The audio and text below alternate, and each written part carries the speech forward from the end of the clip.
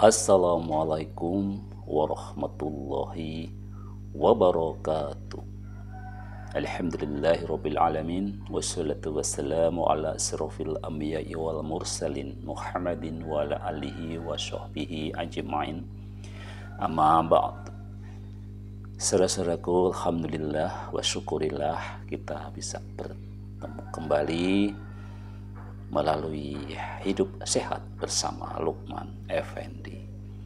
Saudara-saudaraku, alhamdulillah sebentar lagi kita akan memasuki bulan Zulhijjah.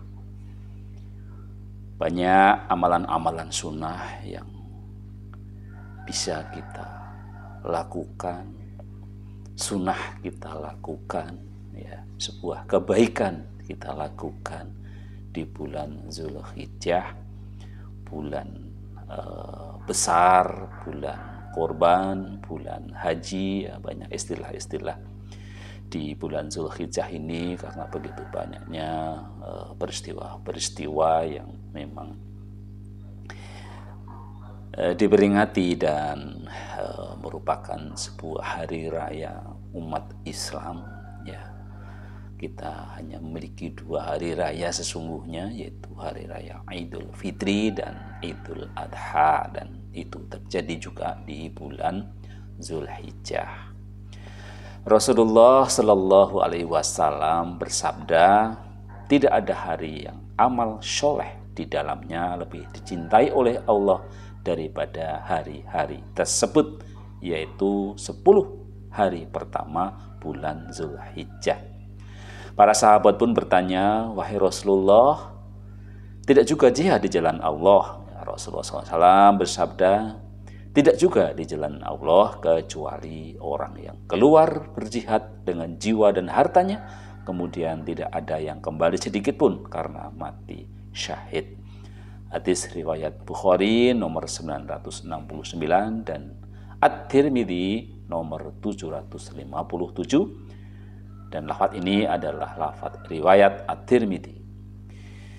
Saudara-saudaraku, jadi apa saja sih amal-amalan sunnah pada bulan Dzulhijjah yang harus kita perhatikan, dan alhamdulillah kita diharapkan untuk bisa melakukan itu, ya, sebagai sebuah ketaatan kita sebagai hamba Allah, sebagai umat Rasulullah Sallallahu Alaihi Wasallam. Yang pertama adalah berpuasa pada 9 hari pertama bulan Zulhijjah. Diriwayatkan oleh salah seorang istri Rasulullah Sallallahu Alaihi Wasallam mengatakan, adalah Rasulullah Sallallahu Alaihi Wasallam melakukan puasa 9 hari bulan Zulhijjah. Hadis riwayat Abu Daud dan Nasai. Hadis ini dinilai sahih oleh Syekh Al-Albani rahimahullah dalam Sahih Sunan Abi Daud nomor 2129 dan Sahih Sunan Nasai nomor 2236. Jadi sangat dianjurkan, ya, kita berpuasa di tanggal 1 Dzulhijjah, ya. Tanggal 1 Dzulhijjah itu akan jatuh di hari Rabu, ya. Sekarang ini hari Senin, jadi hari Rabu, ya. Mari kita berpuasa, ya, terus sampai ke tanggal 9 Dzulhijjah yang kemudian dikenal sebagai puasa Arafah. Jadi bukan 9 Zulhijjah, walaupun tanggal 9 Zulhijjah itu punya penekanan tertentu, ya, tetapi kalau kita bisa melakukan dari tanggal 1 itu juga mengikuti sunnah Rasulullah, gitu, ya. Kemudian yang kedua, ya, apa sunnah-sunnah di bulan Zulhijjah? Yang kedua adalah puasa Arafah, ya.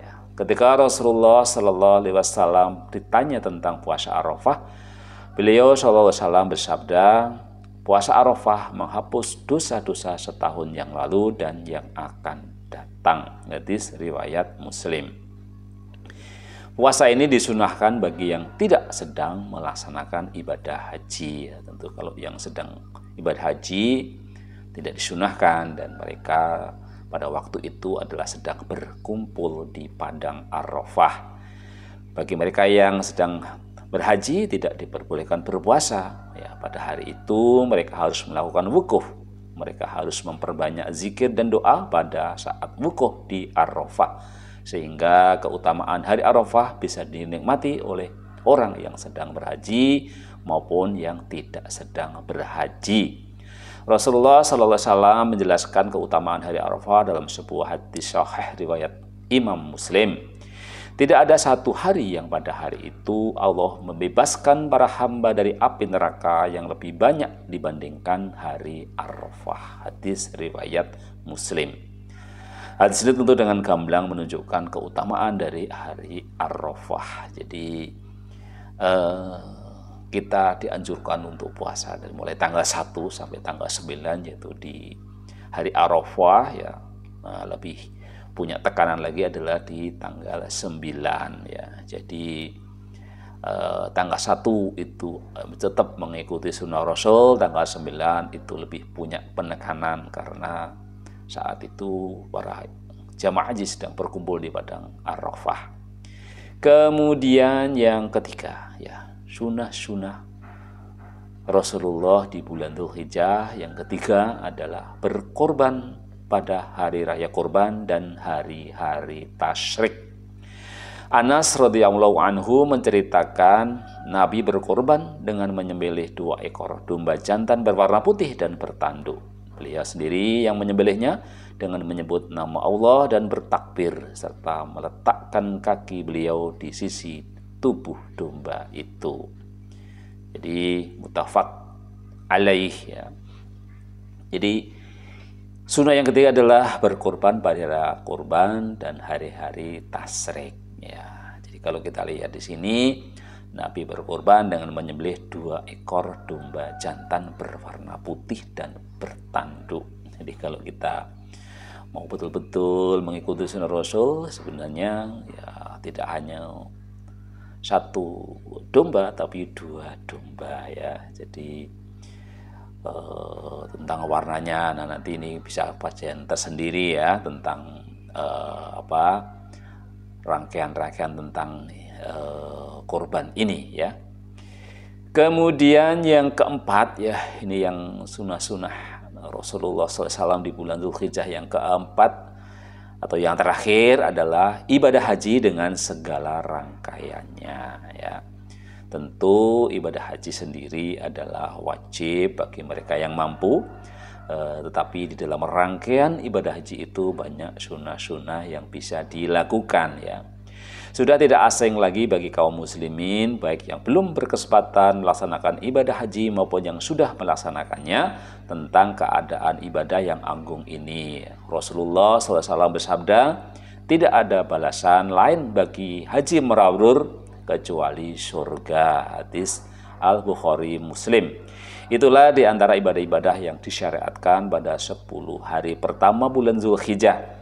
Setelah melakukan berbagai amal soleh di atas, kita jangan lupa berdoa agar Allah SWT berkenan menerima amal ibadah yang telah dilakukan, sebagaimana dicontohkan oleh Nabi Ibrahim alaihissalam dan juga Nabi Ismail alaihissalam ketika akan selesai melaksanakan perintah Allah Azza wa Jalla untuk membangun Ka'bah. Mereka berdoa, ya Rob, kami terimalah daripada kami amalan kami, sesungguhnya Engkaulah maha mendengar lagi maha mengetahui. Ini merupakan wujud kehati-hatian barangkali dalam pelaksanaan ibadah yang Allah Azza wa Jalla perintahkan kepada kita ada yang kurang syarat atau lain sebagainya. Kalau Nabi Ibrahim alaihissalam dan Nabi Ismail alaihissalam saja berdoa agar amalannya bisa diterima, maka kita tentu layak untuk berdoa ya. Jadi itulah ya 4 sunnah-sunnah Rasulullah di bulan Dzulhijjah yang bisa kita lakukan. Yang pertama adalah puasa 9 hari di hari pertama bulan Dzulhijjah, puasa Arafah, kemudian berkorban pada raya korban dan hari tasyrik dan ibadah haji dengan segala rangkaiannya. Ya, mari kita lakukan sunnah-sunnah Rasulullah. Mudah-mudahan kita istiqomah menjalankannya, dan tentu mudah-mudahan kita termasuk golongan yang diberikan syafaat oleh Nabi Muhammad di yaumil akhir nanti dengan kita mengikuti sunnah-sunnah Rasulullah Shallallahu Alaihi Wasallam. Hidup sehat bersama Luqman Effendi. Wassalamualaikum warahmatullahi wabarakatuh.